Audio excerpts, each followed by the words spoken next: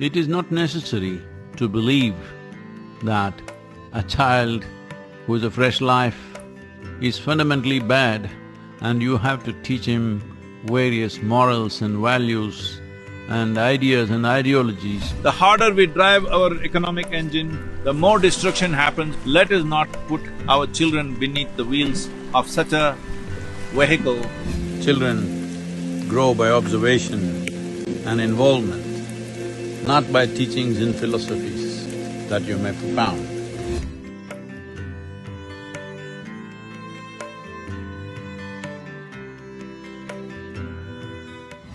If you have a child, all you have to do is create a loving, supportive and invigorating atmosphere. It is not necessary to believe that a child who is a fresh life is fundamentally bad and you have to teach him various morals and values and ideas and ideologies to make him good. Well, a child, whether it's him or her, all we need to understand is, naturally he's joyful and well, but his survival instinct is strong and he will respond to situations in a certain way.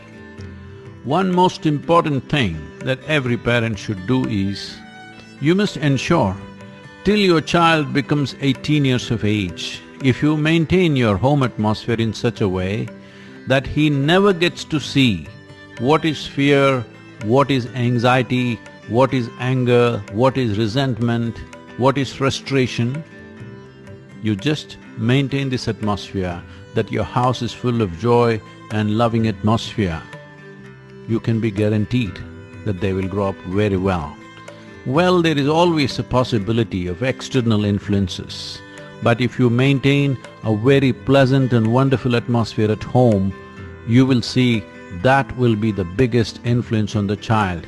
Outside, if some nasty influence comes upon him or her, they will know how to shrug it off. If the atmosphere at home is most pleasant and wonderful, this is all you need to do with your child. Ensure that you are a constant demonstration of being a wonderful life. So if you have a child, the most important thing is you need to work upon yourself.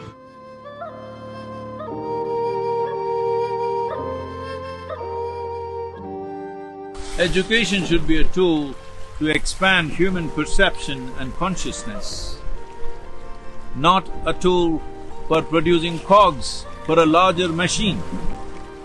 Are we interested in producing wonderful human beings, or are we just interested in making them fit into the economic engine that we have built, which is destroying the whole planet? The harder we drive our economic engine, the more destruction happens. All of us know this. Our economic engine is that kind of engine that all of us have the gas pedal down, full throttle, but nobody is holding the steering wheel. Let us not put our children beneath the wheels of such a vehicle which is simply hurtling towards something where nobody has a control over the steering wheel. This is a very good time for us to relook at the very way we are addressing education. Education should definitely lead to higher levels of perception, more conscious existence, and above all, education should allow individual human beings to overflow with their humanity. When your humanity overflows, divinity cannot be denied to you.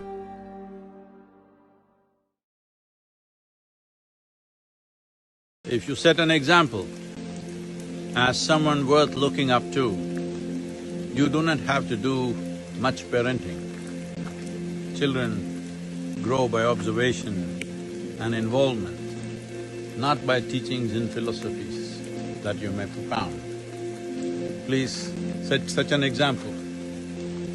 Become that person that you want your children to be, then there is hardly anything to be done. In some way in their minds you must become a superstar. Then you don't have to worry where they will go, what they will do, because they will want to be like you.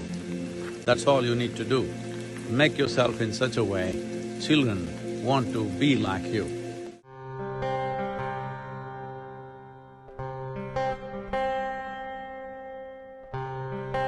One significant thing that you can do for your children is to invest some time in taking them out into nature. What you cannot teach at home, what schools cannot do, what teachers and parents cannot do, nature can do. This is one of the simplest ways to keep children away from various addictions which are always threatening to come into families. And above all, a certain sense of discipline will naturally become ingrained in a child when they're out in nature, because what works there, what doesn't work there is very clear-cut. So, every parent, those of you who are in some way dedicated to offer a better next generation than who we are, if you're dedicated to that, you have to invest a certain amount of time to take your children out into forests, into mountains, rivers, ocean, whatever is available to you. If you think you're not somebody who can go on big vacations, it doesn't matter. Just around your city, if you go somewhere, there'll be a small hillock, a bunch of rocks, something, make them trek cross-country. It's very, very important both for your physical health, mental health, and above all, development of the child in the fullest possible way.